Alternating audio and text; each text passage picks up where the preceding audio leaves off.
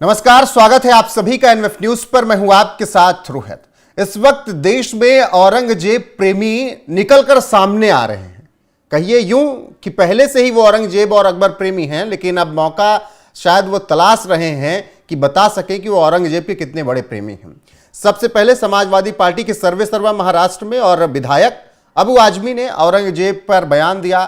फिर उसके बाद इमरान मसूद ने कहा कि वो आताताई नहीं था, और अब उसी कड़ी में मुनव्वर राणा जो शायर थे, उनके बेटे तबरेज राणा ने भी कहा कि आप मुगलई पसंद करते हैं लेकिन मुगलों से नफरत करते हैं। तमाम और बातें कही हैं, उसी पर चर्चा करेंगे। नेता बीजेपी मृत्युंजय शर्मा मेरे साथ हैं। मृत्युंजय जी, मुगलई आपको भी पसंद है, केवल मुगलों से ही नफरत करते हैं? रोहित जी, मुझे लगता है इतना इतना हल्कापन है इस बयान में। इस प्रकार के नेता जो इस प्रकार के बयान देते हैं, सबसे पहले तो उनको मैं सीरियसली नहीं लेता रोहित जी।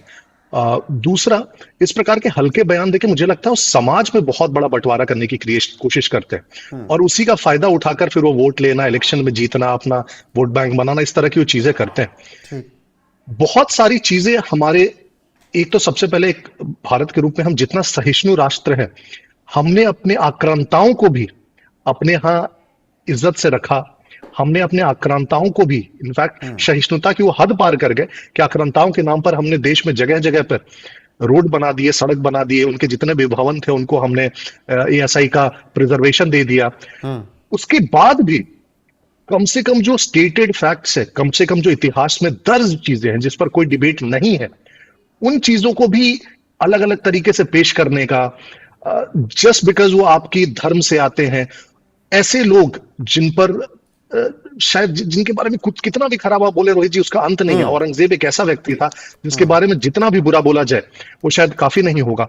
उस प्रकार के लोगों की अगर आप महिमा मंडन करते हैं भारत में रह के, जिस देश के लोगों ने यहाँ के शासकों को, यहाँ की महिलाओं को उस व्यक्ति ने प्रताड़ित किया, धर्म के नाम पर हर प्रकार के यातनाएं दी, उस तरह के आदमी को आपको सिंपल कहना चाहिए कि भाई ये व्यक्ति चाहे हमारे धर्म से भी आता हो, लेकिन ये आइडियल नहीं है, ये गलत था, सब लोग जानते हैं। इससे हम लोग भी उतनी ही चिढ़ करते हैं जितना कोई और करता है। बिल्कुल, और लेकिन उसको आप कहने लगते हैं। लेकिन अबू आजमी, इमरान मसूद तो बता रहे हैं कि आतताई नहीं था। मुनव्वर राणा जो कि शायर थे, उनके बेटे तबरेज राणा ने कुछ पॉइंट्स दिए हैं, मैं उस पर आपकी टिप्पणी चाहूंगा कि औरंगजेब ने लगभग 48-49 साल राज किया। अगर वो हर दिन हिंदुओं को मार रहा था तो फिर हिंदू बचे कैसे? अगर वो हर दिन हिंदुओं का टेम्पल तोड़ रहा था तो टेम्पल बचे कैसे?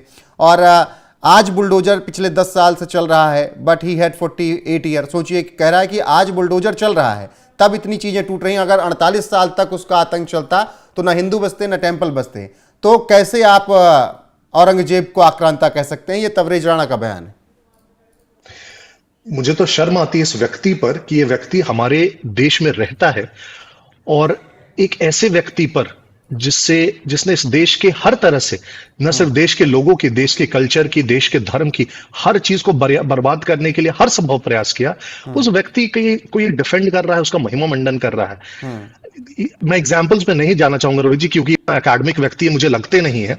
इतने सारे इंस्टेंसेस कोटे हैं, इतना हिस्टोरिकल बुक्स पे कितने उन्होंने नरसंहार करवाए, कितने मंदिर तोड़े, किस प्रकार के डिसीजंस उन्होंने लिए, कन्वर्जन के लिए क्या क्या यातनाएं की उसने, तो उसमें तो जाने की भी जरूरत नहीं। हमारे देश का हर बच्चा जानता है कि उसने क्या किया है देश के लिए। मैं इन लोगों के दिमाग पे आ रहा हूं और इनके इस बयान से सोचने की कोशिश कर रहा हूं कि जस्ट बिकॉज कोई आपके धर्म का होता है, क्या ये जरूरी है कि आप उसके हर चीज को डिफेंड करना शुरू कर दे? और जस्ट बिकॉज कोई दूसरे धर्म का है और अच्छा काम भी कर रहा हो तो उसको हर चीज को आप क्रिटिसाइज करने लगे, और फिर आप कहते हैं कि हमारा देश सेकुलर देश है। अगर हमारा देश सेकुलर देश और सेकुलर रहेगा तो उसमें हर पक्ष की उतनी ही हिस्सेदारी होनी चाहिए।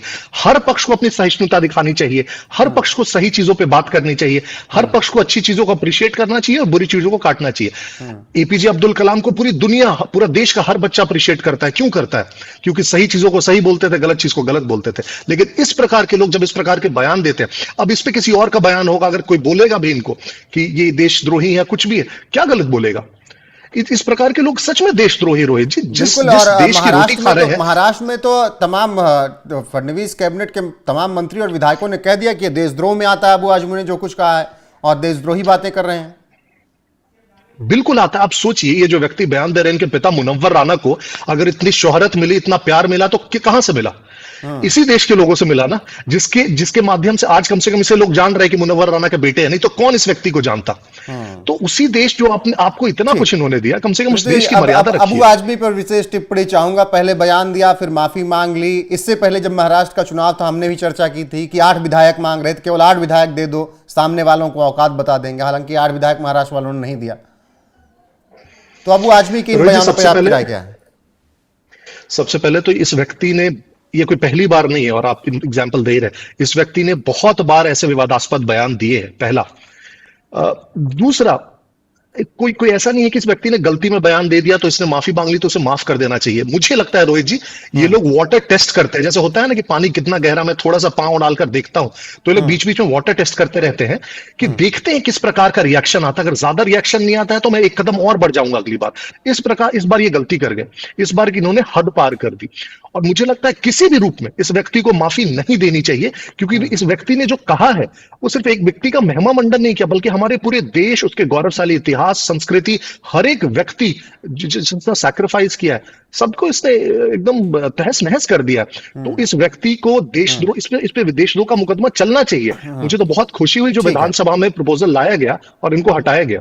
आखिरी सवाल, अब जब औरंगजेब की बात हो, मुगलों की बात हो, तो कांग्रेस कहां पीछे रह जाने वाली है? इमरान मसूद की विशेष टिप्पणी आई कि औरंगजेब आतताई नहीं था। अब कैसे उनको बताया जाए आतताई था? रोहित जी, कांग्रेस का इतिहास रहा है, फिर से तुष्टिकरण के लिए अच्छा, हाँ, कांग्रेस के किसी भी इतिहास हद पे तक जा आए तो सकती है। जवाहरलाल नेहरू ने अपनी किताब में लिखा था औरंगजेब धर्मार्थ था, पुरातन पंथी था। उससे याद आया।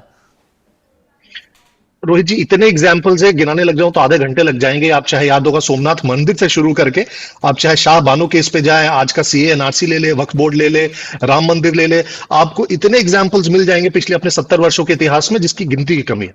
तो कांग्रेस के चरित्र पे किसी को भी शक नहीं है। तुष्टीकरण और मुस्लिमों का वोट लेने के लिए वो कुछ भी कह सकती है, कुछ भी कर सकती है, कोई उसका अंत नहीं है। तो कांग्रेस अगर औरंगजेब की बड़ाई भी कर दे तो हल्का सा भी मुझे सरप्राइज नहीं होगा रोहित जी। लेकिन हाँ, इस देश के लोगों को कम से कम सच्चाई पता चल जाएगी कि हाँ, कांग्रेस यही है। ठीक है, बहुत बहुत शुक्रिया मृत्युंजय जी आपका जुड़ने के लिए और इस मुद्दे पर अपनी राय रखने के लिए। बाकी दर्शकों को तवरेज राणा के बयान के साथ छोड़े जाता हूं। उनका बयान सुनिए और कमेंट में अपनी राय जरूर दीजिएगा। एक बार फिर से शुक्रिया मृत्युंजय जी। 48 साल हुकूमत की है औरंगजेब ने। 48 साल में अगर वो हमारे हिंदू भाइयों का कत्लेआम करता तो कितने कर लेता? रह जाते हमारे हिंदू भाई। अगर वो खुदा न करे हमारे मंदिर शहीद करता तो क्या हमारे मंदिर बचते? 48 साल में। यहाँ 10 साल की हुकूमत नहीं है, कितनी जगह बुलडोजर चल गया।